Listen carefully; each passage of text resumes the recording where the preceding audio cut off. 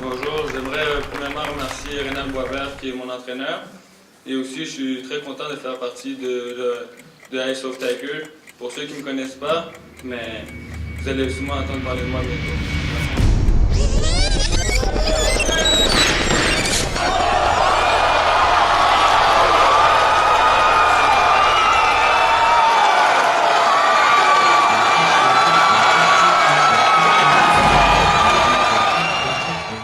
Moi, Steven avait 12 ans, et peut-être même 11, mais je pense qu'il avait 12 ans.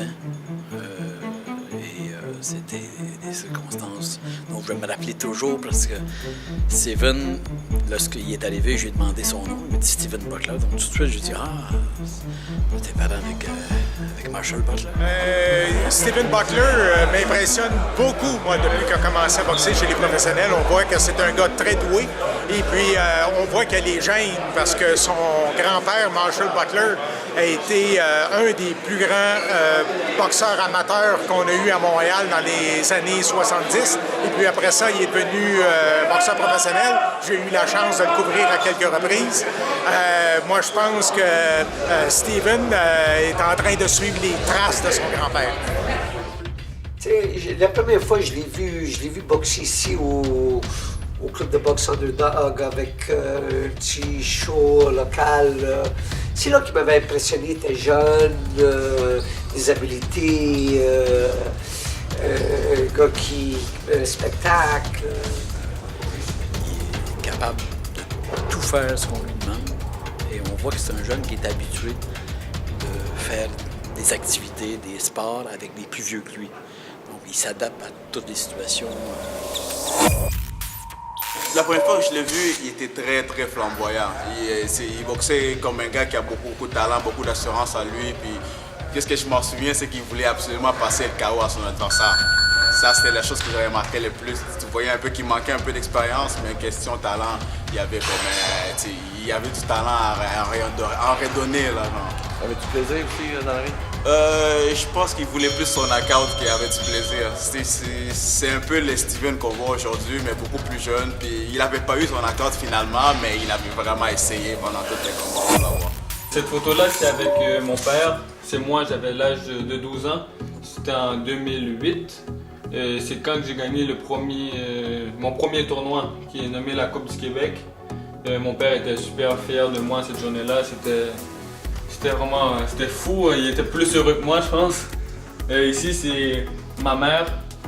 Elle aussi, elle était super fière de moi et elle en pleurait de fierté. C'est un gars qui est reconnu pour sa force de frappe, mais qui a aussi une très bonne boxe. S'il y a quoi que ce soit, je dirais peut-être que sans le sous-estimer, je me rappelle avoir commencé ce sparring de manière un peu légère, pensant que ça n'allait pas être nécessairement si difficile que ça. Et puis, ça n'a pas été long que j'ai vu que le jeune il était parti en première vitesse dès le début du premier round. C'est un gars sérieux, c'est un gars qui boxe de manière intelligente, qui, comme je le dis, boxe bien, il a des belles habiletés. Puis en plus de ça, il a les mains extrêmement pesantes. Donc il faut faire attention. C'est le genre de gars qui va te faire payer tes erreurs. Il y a les habiletés, il y a la vitesse pour te faire payer. Et puis en plus, quand il te fait payer, tu le sens. Donc c'est un gars, c'est excellent pour moi. J'adore mettre les gants avec lui.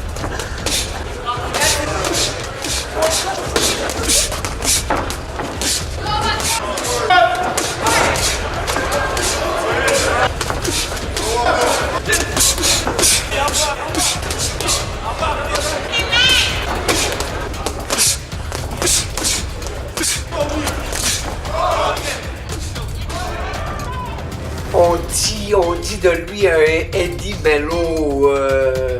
Oui, un petit peu de Eddie Mello avec un peu plus de finesse. Une bonne main droite. Il prépare bien la main droite avec le jab. Il y a un long reach.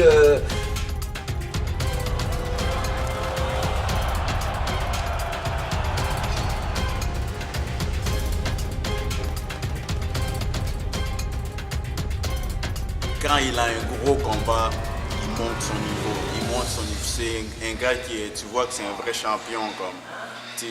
Quand il a un gros combat, c'est là que tu vois qu'il va être là, prêt à se battre, calme, puis il performe, concentré.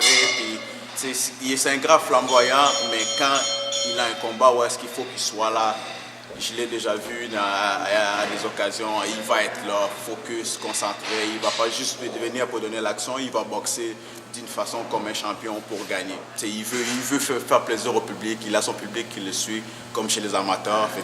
C'est un peu normal qu'il a la fibre de donner les shows.